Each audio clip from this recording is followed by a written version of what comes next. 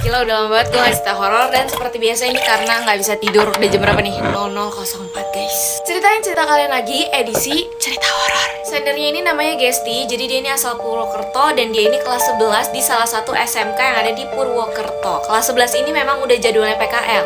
So, cerita horor kali ini berhubungan dengan pengalaman di PKL. Ayo, siapa yang lagi PKL? Hati-hati lu. Si Gesti ini PKL-nya di daerah industri gitu PT. Jadi dia harus berangkat ke Cikarang. FYI, si Gesti memang anak yang peka gitu terhadap hal-hal gaib lah. Dari mulai keberangkatannya dari rumah ke sekolah, ngumpul, terus dari sekolahnya naik bus ke PT-nya itu, dia udah mulai merasakan sosok nih yang mengikuti dia. Bella di kawasan industrinya terus muter-muter nyari kosan, sampai di mana si Gesti ini nggak nyadar kalau ternyata sosok yang ngikutin dia ini udah nggak ada. Bella di kosan beberes, terus sampai besok paginya mau ke tempat PKL masih aman damai aja. Saat Gesti ini mau masuk ke kawasan pabriknya, masuk ke dalam, itu hawa udah mulai nggak enak. Dan bener aja, pas di dalam pabriknya si Gesti ini merasa energinya tuh terkuras banget di dalam, kayak bener-bener lemes banget. Saking lemesnya Gesti ini bahkan disuruh istirahat aja ke musola yang ada di PT itu. Sampai dimana jam 4 sore pulang, dia masih berasa lemes, akhirnya dibawa ke RS. Anehnya adalah pas nyampe RS, Gesti ini udah gak merasa lemes kayak waktu di pabrik. Kayak dia biasa aja, kayak chill aja gitu. Karena ngerasa sehat, akhirnya si Gesti kerja lagi nih besok ya kan. Pas nyampe pabrik, lemes banget, bahkan sampai muta-muta. Lemesnya tuh kayak lagi ngeliat rekening isinya 0 rupiah gitu. Lemes say, besok mau makan apa bingung. Singkat cerita, karena Gesti juga nggak bisa kan izin terus kan, karena lemes mulu, dia minta bantuan lah sama keluarganya yang ada di kampung untuk dicariin kiai untuk ngobatin.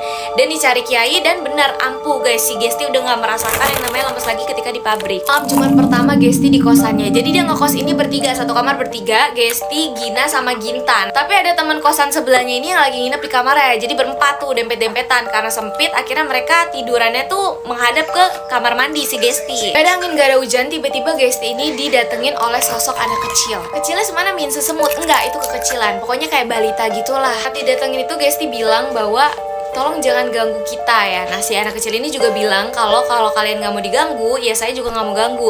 Tolong temennya dikasih tahu, jaga sikap sama jaga omongan. Udah tuh, setelah kejadian dimunculin si anak kecil ini tuh udah nggak ada kejadian apa-apa. Di pabrik aman, di kosan aman.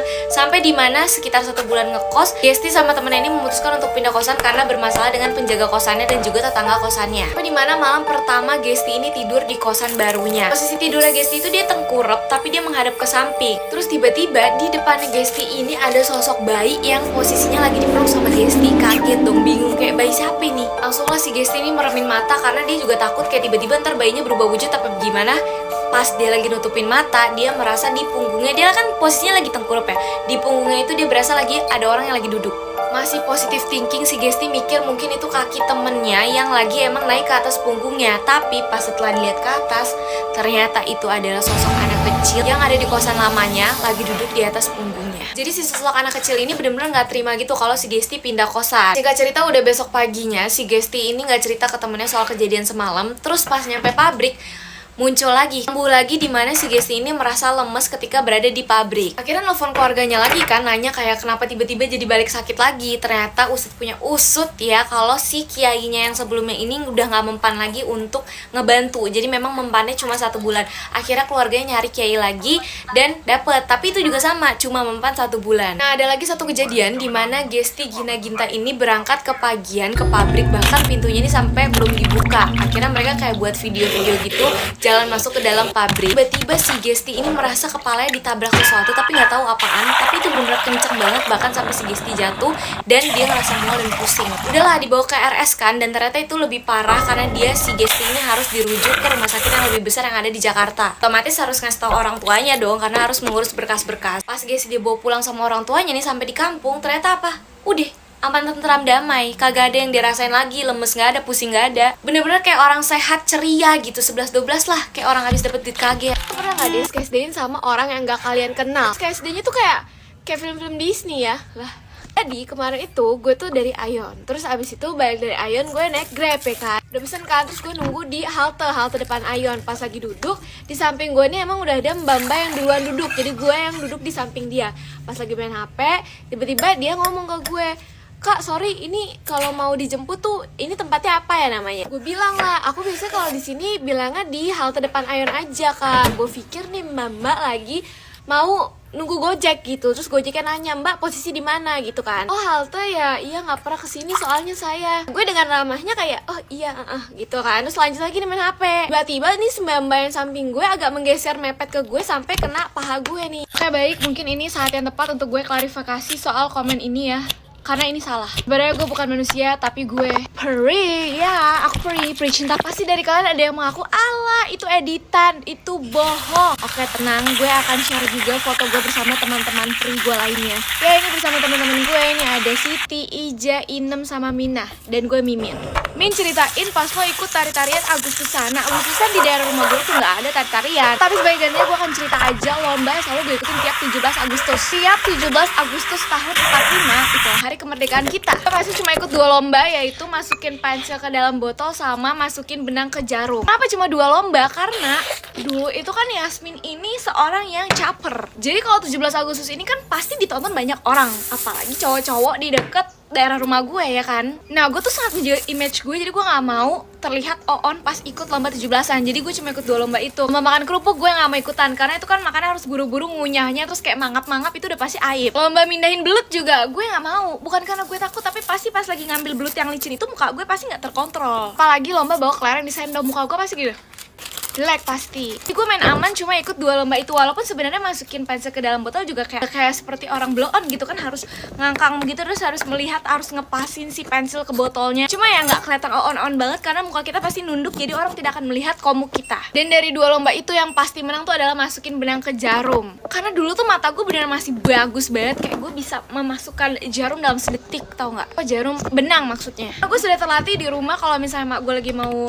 ngejahit sesuatu, gue pasti yang masukin benangnya ke jarumnya. Gue ingat banget dulu pas sebelum mulai perlombaan kan kita baris dulu nih yang ikutan lomba, terus udah megang jarum, megang benang, itu tuh udah gue basahin duluan tuh biar langsung masuk seketika pas jalan. Ya of course aku kita iri-irian lagi yuk, story of my life lagi. Dan kalau udah iri-irian pasti ini zaman SD. Jadi seperti yang kalian tahu, gue tuh sangat-sangat dilarang kalau misalnya pergi-pergi nggak jelas waktu SD, apalagi nginep. Dan kayaknya ini tuh adalah izin pertama kali gue nginep deh, dan itu nggak dibolehin. Jadi suatu hari gue sama beberapa teman gue ini diajakin main ke apartemennya temen gue. Jadi temen gue ini baru ngikut mamanya tinggal di apartemen. Sebelumnya dia itu tinggal sama tantenya yang rumahnya tuh deket sama SD gue. Nah sekarang dia ikut mamanya gitu lah, ngajakin tuh kayak ayo mainnya ke apartemen mamaku, nanti kita berenang bareng, nginep bla bla bla. Teman-teman gue yang lain yang gampang izin sama mamanya pada seneng aja tuh kayak iya ya ayo nanti aku bawa masker ya, nanti aku bawa ini bawa itu. Gue yang mendengar hal itu tuh mau seneng tapi kayak jangan seneng dulu, minggu kan nggak boleh pergi-pergi apalagi nginep. Ini siapa yang fix nanti biar aku kasih tau mamaku ada berapa orang yang datang ke rumah. Sampai dimana gue ditanya, Pi kamu ikut kan Pi? Terus gue yang kayak iya mau ikut, tapi aku harus izin dulu. Itu hari Jumat dan kita mau janjiannya itu di salah satu rumah teman gue, nanti dijemput sama si mamanya teman gue ini. Dari Sabtu pagi ya kan, otomatis gue cuma punya waktu itu dari pulang sekolah sampai besok pagi untuk izin. Pulang sekolah gue gak langsung izin, soalnya gue mau merangkai kata dulu biar bisa diizinin dan juga mengumpulkan niat, karena kayak takut gue. Sampai dimana akhirnya gue izinnya besok pagi, ya alias di Sabtu pagi itu juga sebenarnya kalau nggak karena disamperin teman-teman gue, jadi mereka tuh pada nyamperin ke rumah gue dan bilang ayo Pi ikut kan. Gue belum izin, jadi akhirnya gue terpaksa izin pada detik itu juga karena mereka udah ke rumah gue. Kalaupun nggak disamper itu gue pasti kayaknya kagak akan izin karena gue takut banget. Akhirnya gue izin dengan segala keberanian gue yang tersisa itu, dan di luar nalar mak gue ngizinin.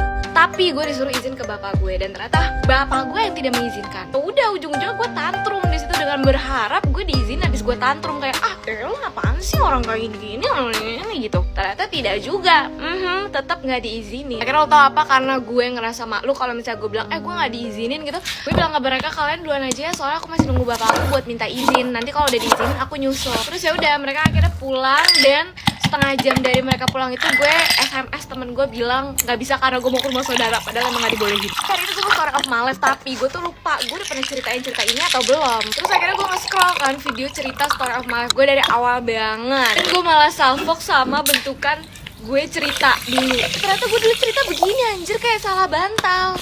Nih lo lihat. Jujur karena rame banget tuh. Ya ada. Ini baru satu video, ada lagi. Jadi miring lagi. Udah gitu ya, sebenarnya dari dulu tuh udah banyak yang komen, Min kenapa sih lo kalau cerita pala lu miring gini? Terus lo tahu jawaban gue dulu apa adalah gue marah dan gue bilang kayak itu kan angle gue kiri, makanya gue kayak gini. Angle kiri tuh pala lu harusnya begini Min, bukan begini. Sumpah gue kalau mengingat itu kayak Apaan sih, freak banget Min. Ini buat lo yang dulu pernah ngasih tau gue terus gue malah marah jawabnya kayak apaan sih tuh angle gue. Mohon maaf ya, gue juga gak nyadar kenapa gue begini. Harusnya lu begini aja Min. Ngapain begini? Hari ini gue mau story of my life, tapi gue tuh lupa gue udah pernah ceritain cerita ini atau belum. Terus akhirnya gue nge-scroll kan video cerita story of my life gue dari awal banget. Dan gue malah salfok sama bentukan gue cerita dulu. Ternyata gue dulu cerita begini anjir, kayak salah bantal. Nih lo lihat. Jujur karena rame banget tuh. Ya ada. Ini baru satu video, ada lagi. Jadi miring lagi. Udah gitu ya, sebenarnya dari dulu tuh udah banyak yang komen, Min kenapa sih lo kalau cerita pala lu miring gini? Terus lo tahu jawaban gue dulu apa? Adalah gue marah dan gue bilang kayak itu kan angle gue kiri, makanya gue kayak gini.